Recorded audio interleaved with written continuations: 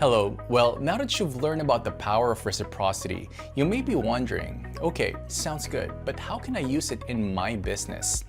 Most businesses that sell a product or service need customers or leads.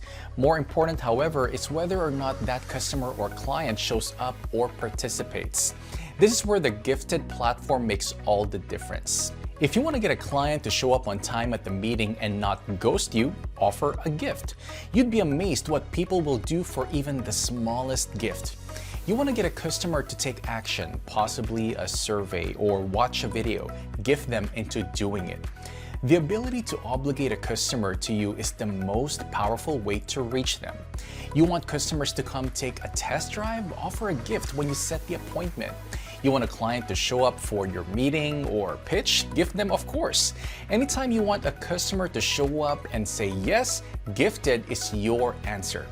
You're welcome. Enjoy the write-up.